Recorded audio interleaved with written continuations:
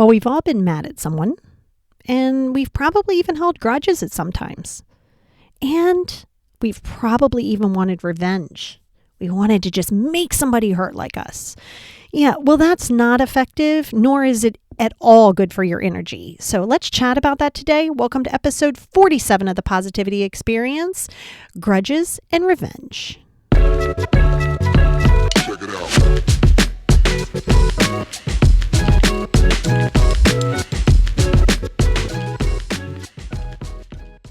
Hey everybody, and welcome back to episode 47 of the Positivity Experience. I hope that your Thanksgiving was good if you're here in the States, and if you're anywhere else in the world, I hope that your weekend was fantastic.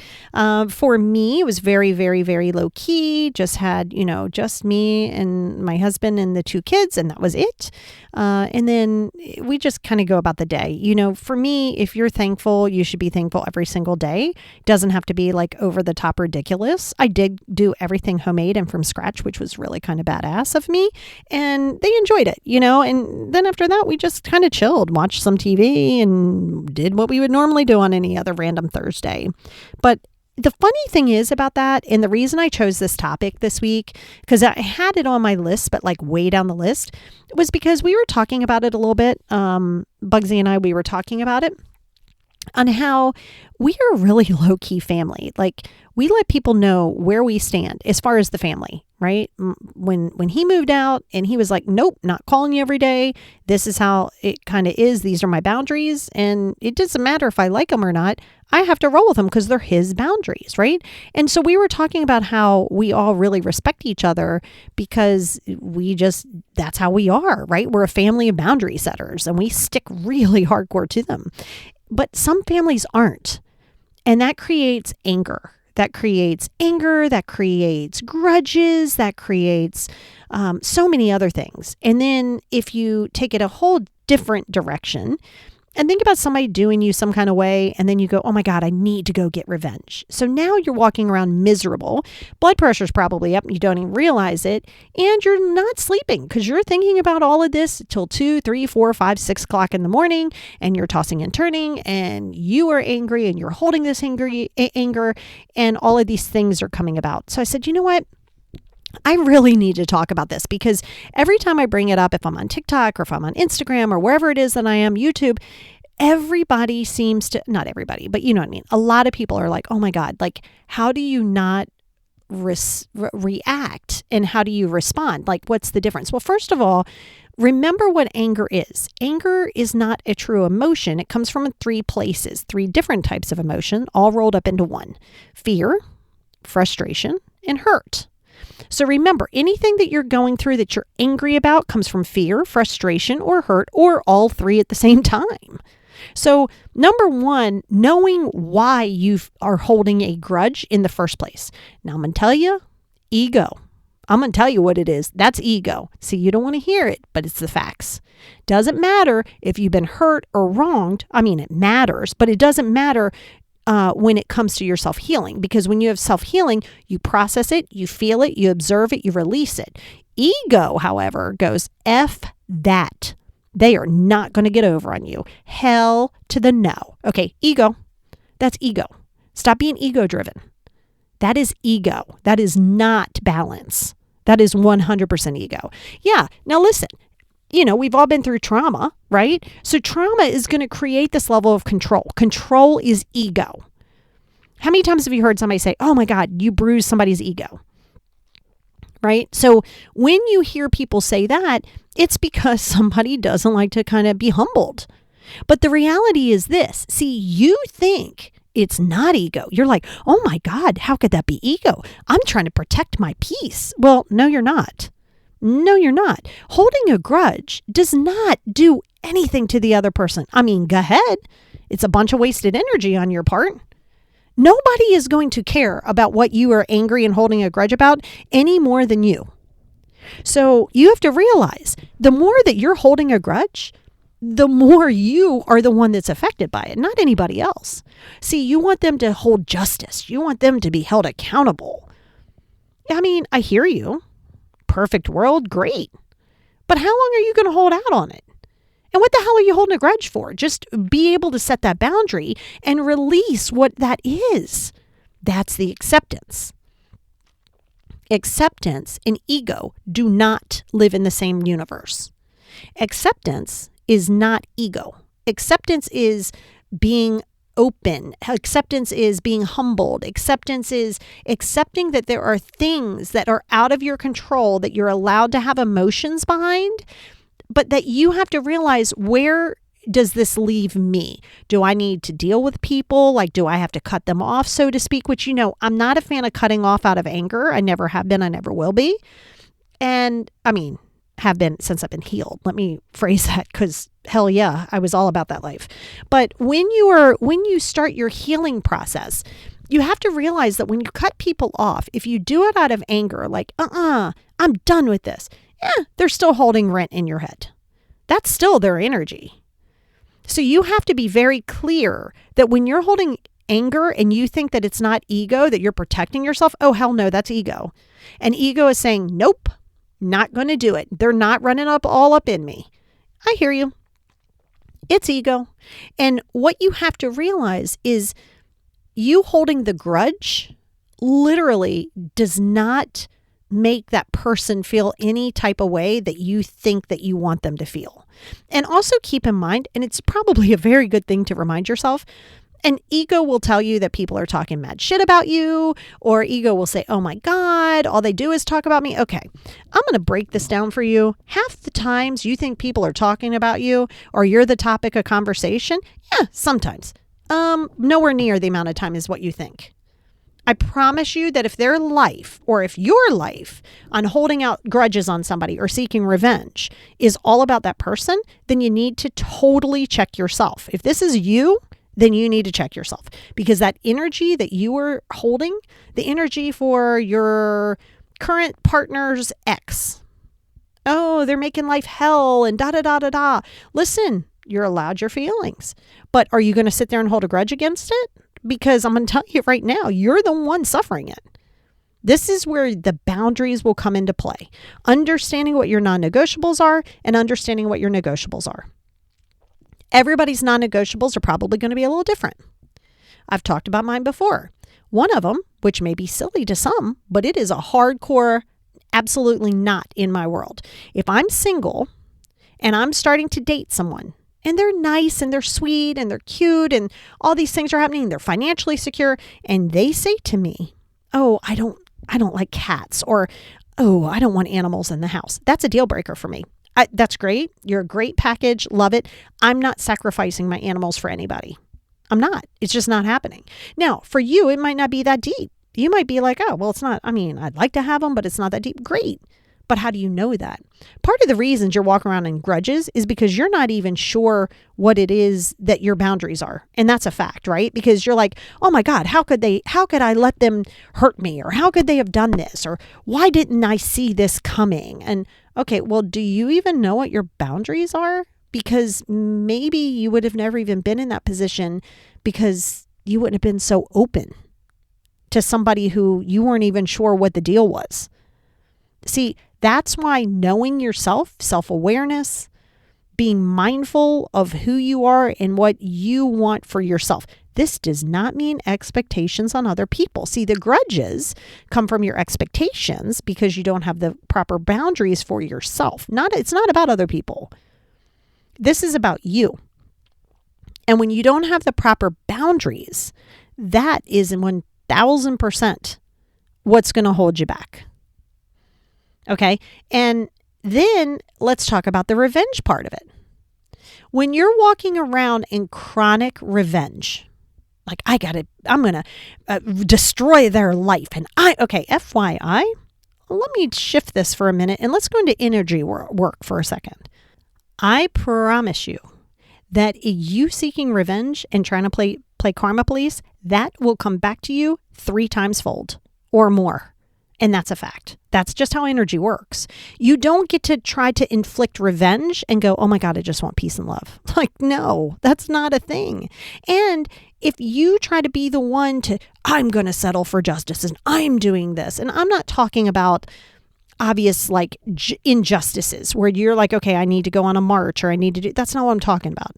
I'm talking about when you decide you are going to go seek revenge on somebody and try to destroy their life and call this person and call that person and do this and try to do a smear campaign. And all the smear campaigns are a thing, right? Where people are just going to automatically try to smear your name. I've told you this before. First of all, the person who's trying to smear your name, if people are going to fall into that without even knowing you, let them have them. You win, take them. Those aren't your people. But people will try to do a smear campaign. Oh, hell, I've been through it most of my life, especially in my professional life, right? Because number one, and that's just how people are, right? People are going to try to, if they don't like what is said to them or you call them out on the carpet and they don't like it, they're going to get all shitty. Well, that's a them problem. That's not a you problem. So if some random says to you, well, this is what da-da-da-da-da about Lori, and you don't even know me like that, well, that's on you. I'm not going to sit there and try to make you love me. For what? If you're going to believe somebody without remotely knowing me, then go ahead, rock on. I'm good. And see, this is why you have to be okay with you. Because when you're okay with you, you will feel the hurt. Oh, you will feel hurt. I don't care how self-healed you are. You will feel depressed sometimes. You will feel sad sometimes. You will feel anxious. You will feel an assortment of things because that's how life works. You're not going to wake up and fart glitter every single freaking day. It's not going to happen. However, it's how you respond to it. When you are angry, feel it. Feel it in your body. Feel it in your head. Like, what are you thinking? What is it bringing up for you? Don't just be like, I'm angry. Well, I just told you, what are you? Are you in fear? Are you frustrated? Are you hurt? Is it all of the above? So, number one, identify where that anger is. This will help you process it. Now, if you feel like you just got to hold this grudge and that's how it's got to be. Okay, I'm going to tell you right now, that's a you issue. That is a you issue. That is ego 100%. So your ego is telling you better not let that go or they're going to win. Nope, they're winning anyway because they're up in your head at 2:00 in the morning. So when you are holding the grudge, it could be because you don't want to lose the person. Well, that's why your boundaries are important. You need to know what your non-negotiables are. Let's say it's negotiable and the person doesn't even know that you're holding a grudge because you've decided, I don't want to confront somebody. Well, again, that's a you thing. This is where we have to work on you being able to speak up. You don't get to get angry with people if you're afraid to tell them stuff. I get it. I get that there's an avoidance disorder. I know that that's a for real thing. I know it happens in trauma. So I'm not saying it like, oh my God, it's going to be easy. Never said that. But that's why I said you have to get in a space of being good with yourself first and foremost. Always. And then realize that you don't get to be angry and hold grudges against people when they don't even know what half the time is that you're angry about. And then even if they do, maybe they don't feel like they were wrong. You know what? They have that right. They have that right. That's the acceptance piece, right? This is why acceptance is always going to go hand in hand of not holding grudges nor seeking revenge. And again, go ahead. Try to, oh my God, I'm going to bring somebody down. I'm going to tell you right now, you know who it looks bad on? Does not look bad on the person. Maybe for a hot minute.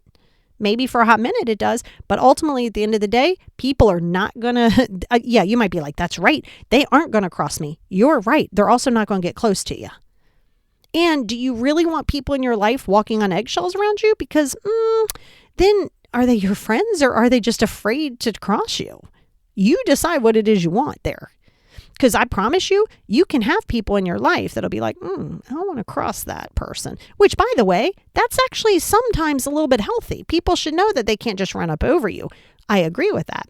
However, is it that they're constantly like, oh my God, I got to watch what I say around this person. Oh my God, I got to watch what I do around. Okay, ew, woof. Okay, nobody wants to walk around on eggshells around you. And you shouldn't walk around on eggshells on everybody else. That will create a grudge. I'm going to tell you that right now. You will hold a grudge because you can have a grudge where it's not this hostile anger. It's more like, I have a grudge against this person because of fill in the blank. And you like, I just can't let that go. But I'm going to tell you right now, This is where you have to decide what is your non-negotiable to where you have to say, now is the time for me to separate out from this person. Sorry, I'm trying to mess with this. Where is that I have to, set that boundary where I can't be affiliated with this person or in that proximity. And see, believe it or not, a lot of that is why you're holding the grudge. Most grudges come from hurt. Okay. So you may say, oh my God, but I don't want to not be without that person. And I'm irritated that they're not respecting me on that level. Okay. So now you see where the deeper issue is. You got your feelings hurt, right? And they're your feelings. The other person does not have to validate them, and they are not their feelings. They are your feelings. But you got your feelings hurt because you don't want to be the person to have to be like, oh my God, I don't want to be without you. Because you're like, well, I kind of want them. So now you have to say, do you really want them? Is it codependency? Or is it like, okay, maybe we just didn't communicate well. And maybe I'm having a hard time with my communication on my end, and it's just caused frustration. See, you won't know till you have a conversation. Now, if somebody shuts you down from the door and is like, I don't want to talk about this. Well, then now you have to make a decision. Now, you can hold a grudge. Go ahead. I'm telling you right now, it's not going to serve your best and highest good. Or you can process it and know that you deserve to not have to deal with walking on eggshells or feeling as though you're not heard. So keeping that in mind will help you with that grudge part, because the grudge is all ego that says that you can't let it go. And typically you're not letting it go because you don't want to let go of the person. Now, the shift of that comes into revenge. Okay. So going back to what I said earlier, when you are trying to be the karma police, you will get that back 3 times fold. You do not get to say, I am peace, love, and happiness, and then want to tear somebody down. Sorry, they don't go hand in hand. That's completely contradicting. And it's not a thing. Okay. So the revenge part of that comes from not just the hurt, but from the intensity in which you put upon what that relationship was. Okay. So, and again, not talking about some big social injustices. I'm talking about you as an individual with the people around you. Okay. Because trust me, it's not about holding a grudge against social injustices. It's about doing something about them. So it kind of goes hand in hand within this revenge thing. And you're like, I am going to do something about it. That's why I said I'm going to get revenge on them. Yeah, that's not a thing. Okay? Because at the end of the day, what do you win? What do you win? Go ahead, win it. Now what? The person's feeling bad like I feel. First of all, the person's totally different than you. They might process things totally different. If they're a narcissist, good luck with that, because they don't really care about what you try to do, because they will come back at you 10 times fold and try to hammer you into the ground, because that's how they work. Okay, this is why you have to be able to navigate and understand where your boundaries are. So going back into the revenge part of that's where you are so hurt that you wanted it to be some kind of way. I'll give you an example. Let's say you find out your partner has been cheating on you, okay? And either you were just blinded to the signs or you just didn't see any whatsoever, okay? And you have a couple kids with this person, you are in this full-fledged relationship, and they stepped out on you. Okay. Now you immediately go, I'm going to go burn their shit. I am calling the world. I'm posting this all over social media. I'm going to call up this bitch and I'm going to make sure that I let them know. You're going to go, this is your initial response. But the initial response is way deeper. Okay. Because number one, you may feel like, what's wrong with me? Right? Why the hell would this, what's wrong with me that I'm not good enough that this person stepped out on me? I will do a whole different podcast on why people cheat, but it's not always just to be disrespected to you. Yes, it's disrespectful. I hear you. I validate that. But I'm saying most people aren't going, let's say 60% of people don't intentionally go, well, I'm going to go and I'm going to hurt this person, so I'm going to go do this. No, they're so into what's going on with them that's not it's not a direct hit to you, even though, yes, it is, but it's not an intentional direct hit. Okay. And like I said, I'll do a whole different podcast on that. I do have it on my list to do because I think people get it really misconstrued of why people cheat. So immediately you are all kinds of hurt. You're trying to figure out who this person is.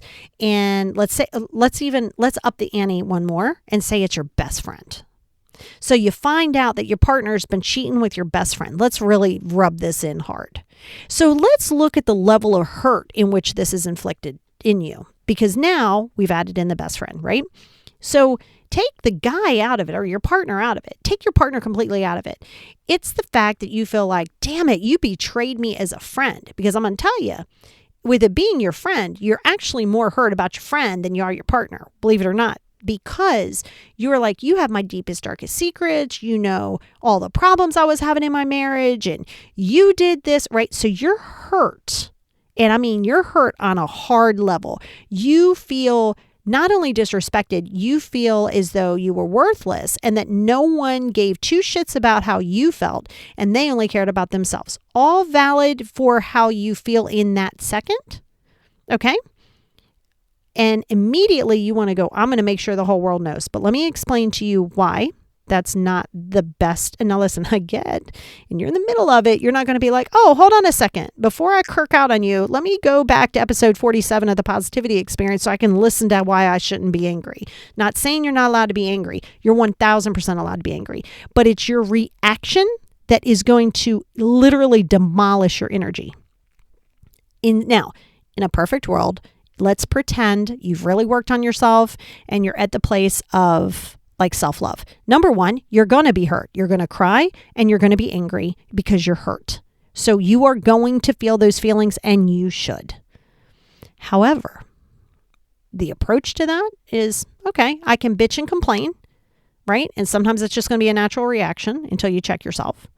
Or not, you don't want to play games. You don't want to totally ice the person, but say, listen, okay, clearly this is what it is that you want. Then you need to figure it out, right? I'm keeping the house. You're paying child support and you can get out. I'm not having this conversation with you. And I'm not telling you this from a place of animosity. I'm telling you this because I don't deserve this.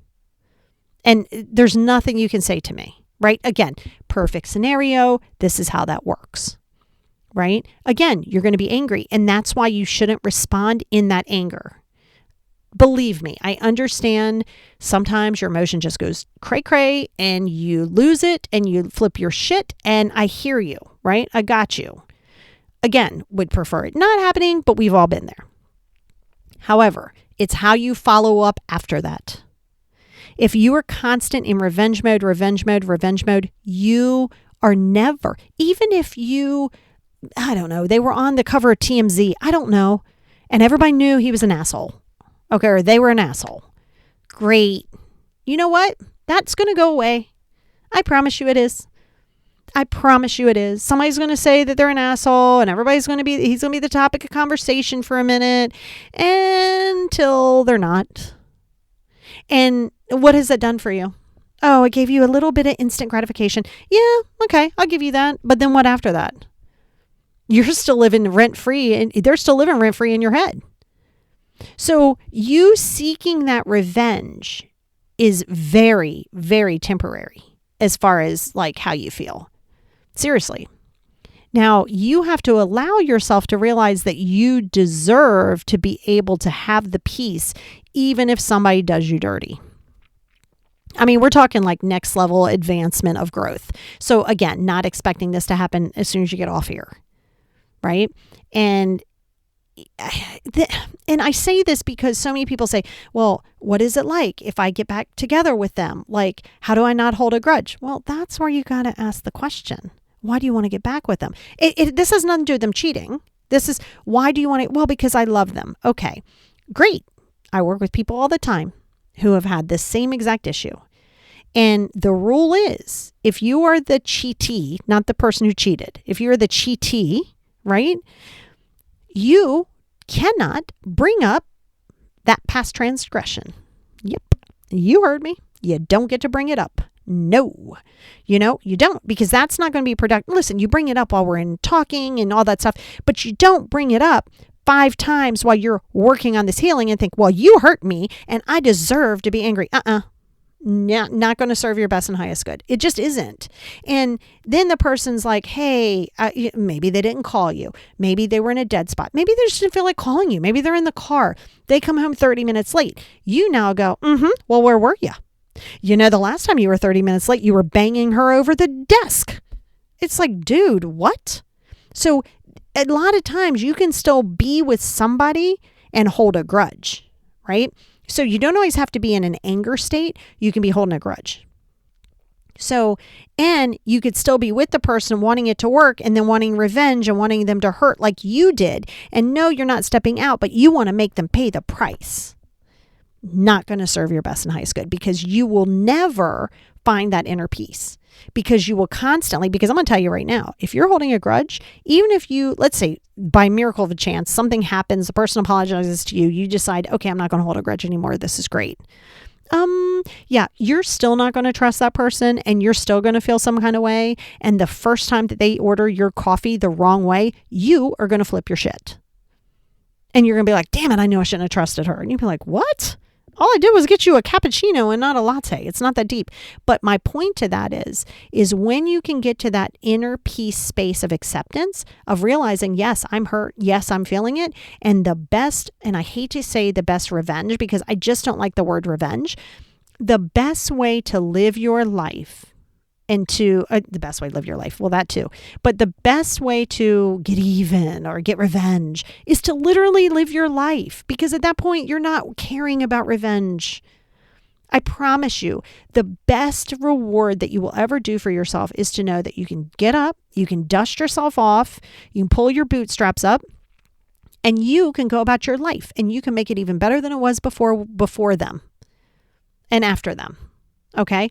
But you have to know that if you're holding that grudge and you're carrying that anger and you're carrying those expectations, and the grudges can also come from those expectations. Stop having expectations of people doing things the way that you want them to do it. That's expecting you out of somebody, and that is not going to ever serve your best and highest good. You will forever stay lonely and in your head, lonely, not alone, lonely, and you will feel some kind of way because these people are going to have to magically live up to these expectations. They don't have to. They don't have to. But if they're not, a lot of times you're angry. Now you're holding a grudge. Not so much seeking revenge, but you're holding a grudge. Why, they didn't do it that way? Fine. I'm going to take my ball and I'm going to go home. So this is where the spiritual and emotional maturity will come from. And that's only going to come from your daily wellness. This is not something you just practice when you're thrown right into the middle of something to feel angry about. Nope.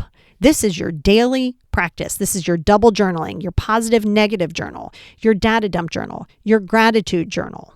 I mean, that's just the 4 things that just jumped in my head. Your mood journal, like you allowing yourself to take time to meditate, you allowing yourself to listen to this podcast, you allowing yourself to do something that's just for you.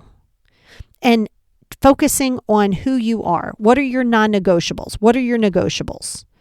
Yeah, you got to do it every day. You don't just do it when you're in peril and then go, oh, well, what's my expectations? Well, yeah, you shouldn't have any. You have your foundation of your non-negotiables and your negotiables, which, by the way, if you're dating somebody new, don't wait till date 5 to be like, hey, so in my case, do you like cats in the house? That's going to be the first bit of conversation I have with you. If I'm on a dating app, one of the first things I ask you, if you tell me no, boom, we're done. We don't keep it moving. But you can't even do that unless you know what your non-negotiables are. And that will allow you to realize, hey, hurt people hurt people. So when you're hurt, you want to immediately hurt other people, right? And you might have been that way forever. Well, guess what? You can change that. You really can, but you have to want to do it.